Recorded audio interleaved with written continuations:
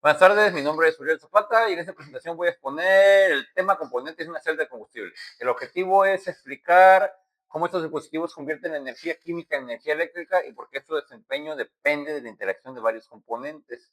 La ruta de la exposición es la siguiente. Primero vamos a hablar del contexto histórico, luego qué es una celda de combustible, ¿sí? Vamos a mostrar el esquema general, funcionamiento básico.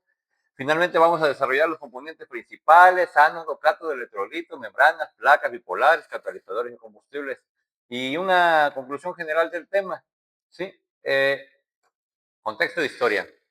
Históricamente el principio de la celda de combustibles data de 1839, cuando William Groove demostró que era posible obtener electricidad a partir de una reacción electroquímica. Sin embargo, el desarrollo tecnológico más importante vino entre los 50 y los 60, cuando la tecnología mejoró los electrodos, las membranas y los catalizadores. Lo que realmente detona esto fue la investigación aeroespacial, los programas como Gemini y después Apollo y el Space Shuttle. En ese tipo de desarrollos, las celdas de combustible se utilizan como fuente confiable de electricidad y también de agua. Es muy importante porque en el espacio se necesitan cosas silenciosas, cosas eficientes y que alta confiabilidad. Así que vamos a decir, y pues es evidente que la investigación aeroespacial definió todo acerca de las celdas de combustible. Ahora bien, ¿qué es una celda de combustible? Una celda de combustible es un dispositivo electroquímico. Significa que no funciona por combustión como un motor térmico convencional, más bien convierte la energía química de un combustible en electricidad. Para operar ocupa dos entradas continuas, el combustible, como el hidrógeno y y un oxidante. Normalmente es el oxígeno del aire. Como resultado, hay una corriente eléctrica, obviamente hay calor y productos de reacción. El agua en ciertos casos depende ese producto del tipo de combustible.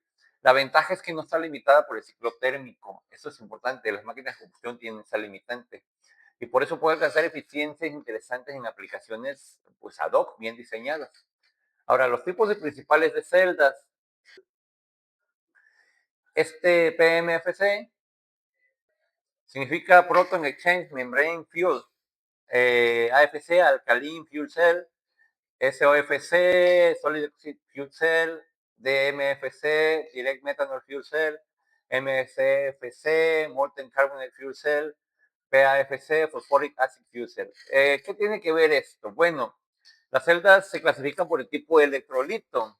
Entonces, también se pueden clasificar por su temperatura de operación. Por ejemplo, las PMPFC, que es la membrana polimérica, trabaja entre 60 y 80 grados Celsius. La alcalina entre 60 y 90. Y como pueden ver, hay membranas que trabajan a temperaturas muy altas, como la SFOC, la Solid Oxide Fuel Cell, ¿sí? De combustible de óxido sólido, ¿sí? La idea importante aquí es que no todas las células de combustible ocupan membrana polimérica. Algunas usan electrolitos líquidos, sales fundidas, otros materiales cerámicos.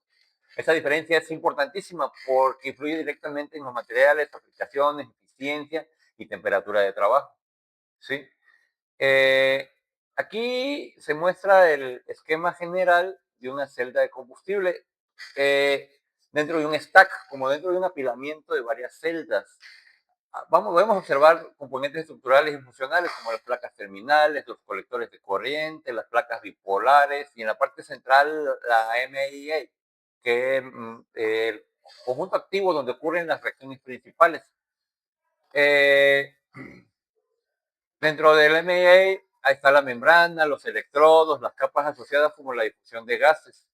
Este esquema es muy útil porque nos ayuda a ver que la celda no debe entenderse como una sola placa aislada, sino como un sistema integrado y deja ver cómo varias celdas se interconectan para aumentar el voltaje y la potencia total del sistema.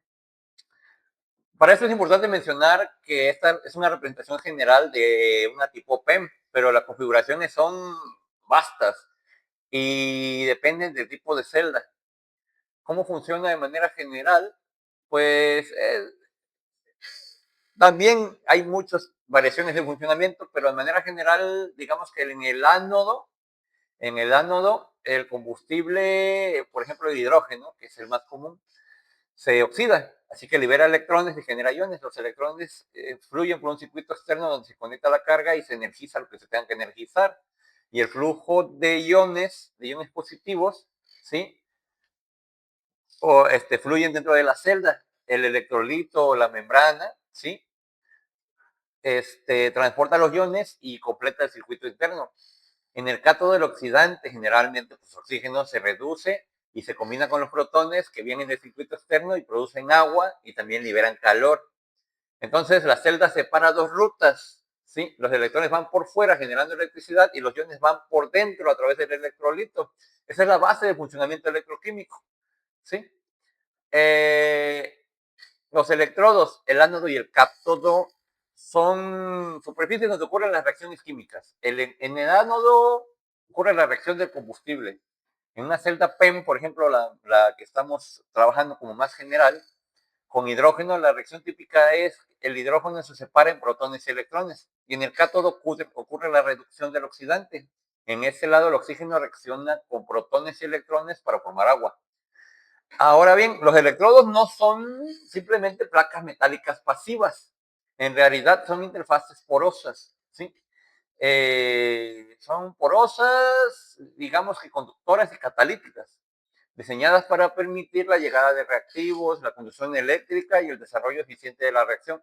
Suelen suelen usar materiales basados con soporte, bueno, soporte de carbono, catalizadores como aleaciones que llevan platino, pero bueno, lo mismo, depende del tipo de celda, ¿no?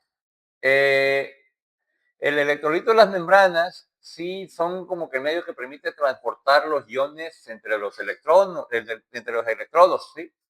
La función esencial del electrolito es que cierra el circuito interno de la celda. Y dependiendo de la tecnología que se trate, el electrolito puede ser polimérico, alcalino, ácido, sal fundida o material cerámico generalmente.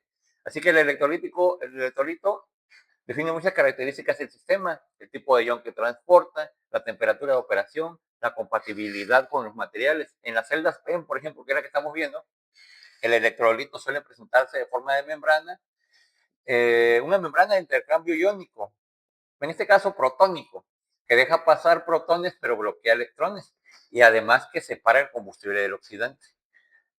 La idea crítica de esta diapositiva es que si el electrolito falla, aumenta la resistencia interna y disminuye la potencia útil. Por eso es uno de los componentes más sensibles del sistema. Ahora bien, hay componentes que hacen viable el sistema real, ¿sí? Las placas bipolares, el GDL y el stack, ¿sale? Digamos que hay componentes que muchas veces no reciben tanta atención como el ánodo y el cátodo, pero que son decisivos para que la cosa funcione de verdad como un sistema real implementable. Las placas bipolares distribuyen los gases reactivos por medio de canales, conducen corrientes, separan las celdas y ayudan a retirar el calor. Imagínense lo útiles que son. Las capas de difusión de gases o GDL, Gas Diffusion Layers, facilitan la distribución uniforme de los reactivos y ayudan al contacto eléctrico como la gestión del agua. Así que cuando varias celdas se conectan en forma, bueno, en serie, se dice que es un stack, como una especie de apilamiento, y permite aumentar el voltaje y la potencia total.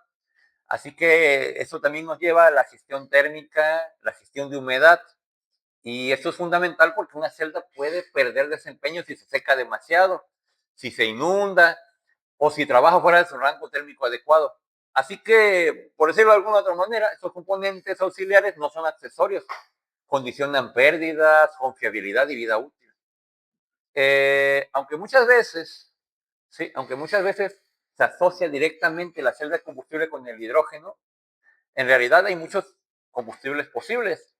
El hidrógeno es el más limpio en uso, especialmente en las celdas PEM, que es la que estamos platicando de manera central en esta diapositiva, o las AFC o las SOFC, pero requiere infraestructura pues específica para realizarlas, para generarlas, para producirlas, ¿no? Para almacenarlas y para distribuirlas. El hidrógeno pues da esas complicaciones, ¿no? Pero por otro lado se puede usar metanol, especialmente en celdas de MFC, lo que facilita el almacenamiento líquido, aunque con ciertas penalizaciones de eficiencia. Otros combustibles posibles son el gas natural reformado, el biogás, incluso el amoníaco en ciertos esquemas. Es importante entender que el combustible condiciona la eficiencia, las emisiones y pues un poco también, un poco mucho, la complejidad del sistema. Así que el hidrógeno no siempre significa cero emisiones. Y eso depende de cómo se produjo el hidrógeno. Si proviene de fuentes fósiles y captura de carbono, pues digamos que tiene esa ventaja ambiental, pero si no, pues no. Los catalizadores, digamos que los catalizadores son materiales que aceleran o desaceleran reacciones electroquímicas. Eso viene como de la materia química, ¿no? Digamos que las reacciones sin ellos pues, pueden ser lentas para que la celda fuera práctica, ¿no? En una aplicación real. Así que la función de los catalizadores es reducir la barrera energética de la reacción y aumentar la velocidad de oxidación y de reducción. Eso depende de la aplicación. En las celdas PMFC es común que el uso de platino soportado sobre carbono aparezca, pero esto representa de los mayores retos tecnológicos porque pues, es caro, ¿no? Los catalizadores pueden degradarse con el tiempo, de hecho se degradan y son sensibles a los contaminantes. El monóxido de carbono destruye, deteriora los catalizadores. Hay una línea de investigación muy importante porque están desarrollando catalizadores durables, baratos y, de ser posible, con menos gases nobles, metales nobles. Funciona bien cuando los componentes trabajan en conjunto integrado. No basta tener un buen electrolito si los electrodos están mal hechos. No basta tener un catalizador bueno si la distribución de gases o la gestión térmica también fallan. Por eso la celda debe entenderse como un sistema electroquímico en el que cada parte influye sobre las demás. La conclusión es que los componentes principales, el electrolito, la membrana, catalizadores, placas, combustibles, en conjunto determinan la eficiencia, la durabilidad, el costo, la aplicación, las figuras de mérito. Y por eso es importante estudiar los componentes de una celda de combustible, no como un ejercicio descriptivo, sino para comprender cómo se optimiza la tecnología, cómo se integra mejor y pues buscar soluciones energéticas del futuro, ¿no? Al final la tabla de las referencias y los nombres de los archivos. Muchas gracias. Hasta pronto.